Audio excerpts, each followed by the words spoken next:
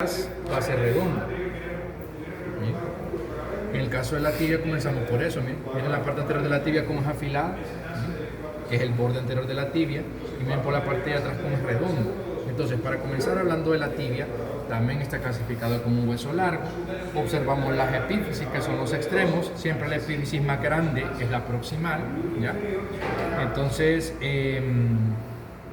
vamos a mencionar también acá como a nivel de la epífisis proximal, miren, vamos a tener la tuberosidad de la tibia, esa sombra oscura que ven ahí que se encuentra en la superficie anterolateral, o sea, hacia adelante y hacia un lado, anterolateral, ese es el tubérculo de Gerdy. Luego ahí tenemos la superficie articular para la cabeza del peroné. Esta es la tuberosidad de la tibia que les mencionaba. Este borde afilado, ¿verdad?, que va hacia adelante, se le conoce como borde anterior, simplemente como borde anterior. Y este borde anterior, pues resulta que se encuentra prácticamente inmediatamente por debajo de la piel, lo que nosotros le llamamos vulgarmente la chimpinilla, ¿verdad?, que todos nos hemos dado ahí alguna vez subiendo alguna grada o alguien nos ha pegado y cómo duele, ¿verdad? Entonces, porque, como les digo, es un área totalmente expuesta del hueso que se encuentra inmediatamente por debajo de la piel. Entonces, en la cara lateral del hueso, perdón, en la cara posterior del hueso, siempre a nivel de la epífisis proximal, vamos a ver esa línea, que cuando quiten la sombra del hueso, van a ver ahí el accidente óseo muy bien remarcado. Esa es la línea sólea. Vamos a hablar de un músculo, cuando hablemos de pierna, del compartimento posterior del plano profundo, que se llama músculo sóleo, que exactamente se origina en esa estructura. Luego por atrás, miren, no sé por qué, cómo me fui hasta allá. Ya voy a llegar a la otra mesa. Entonces siempre, miren, por la parte de atrás, en la superficie posteromedial. Entonces aquí tenemos un pequeño surco en la superficie posteromedial, que se conoce como surco para el músculo semimembranoso, que es uno de los músculos del compartimento posterior del muslo, que también en su momento pues lo vamos a desarrollar.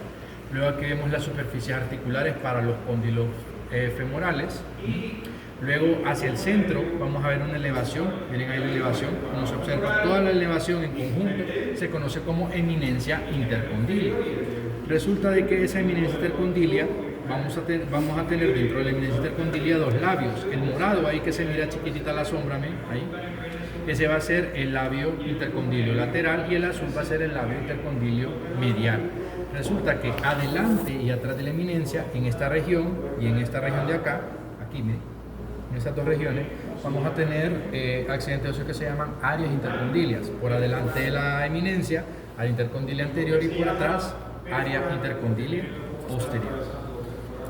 A nivel de la diáfisis, lo que más nos interesa es un accidente óseo que se encuentra a nivel del borde medial. Miren ahí cómo ese borde es afilado, ¿no? Ese borde es afilado. Aquí pues literalmente se va a formar un tipo de articulación fibrosa que mencionábamos bastante, por ejemplo en el primer parcial en la parte de antebrazo, que le decíamos que era una articulación de tipo sindesmosis, un tipo de articulación fibrosa muy específica. También vamos a tener aquí una sindesmosis tibio-peronea entre estos dos huesos. Entonces, y ahí tenemos el borde interóseo donde va a estar anclada la membrana interósea. Luego aquí tenemos la escotadura peronea de la tibia, para el maleolo lateral de la tibia. Luego por acá en la epífisis distal vamos a tener el maleolo medial, ¿bien? Ese va a ser el maleolo medial. Por aquí atrás, ahí resulta de que hay algunos libros de texto que lo mencionan como surcos para el paso de los tendones del tibial posterior, del flexor largo del dedo gordo del pie, del flexor de los dedos y del paquete neurovascular tibial. No interesa tanto este accidente óseo, ¿verdad?, porque nosotros ya vemos en conjunto todo lo que es contenido del túnel del tarso.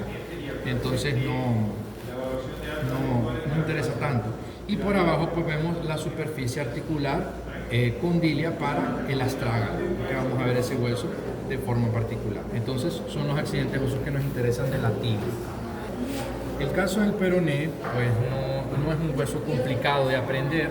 El peroné sí siento que me entienden más, principalmente de qué lado pertenece con el hueso real, porque lo primero que vamos a hacer con el peroné es observar las epífisis. Siempre la epífisis distal es la que tiene un pequeño agujero en la superficie articular. Vamos a tener un pequeño agujero. Lastimosamente aquí nos colocan el cartílago, por eso no vemos ese pequeño agujero. Entonces el nombre del agujero es agujero maleolar, perdón, o fosita maleolar. Entonces, esa fosita maleolar siempre se va, o la vamos a colocar en una posición posterolateral para poder ubicar el lado al que pertenece el peroné. Entonces, en conjunto, todo esto es el maleolo lateral. De arriba, pues lo que interesa es conocer la cabeza del peroné, que es la sombra que ven ustedes en color morado. La parte más alta de la cabeza es el vértice del peroné. Luego tenemos el cuello del peroné. Tenemos la superficie articular, que cabe señalar que la cabeza del peroné va a formar una articulación de tipo plana o artroidea con la superficie articular de la tibia. Y esa línea que ustedes ven ahí, miren, esa es la línea, el borde interóseo, ese es el borde interóseo, y hacia adelante vamos a ver el borde anterior del peroné.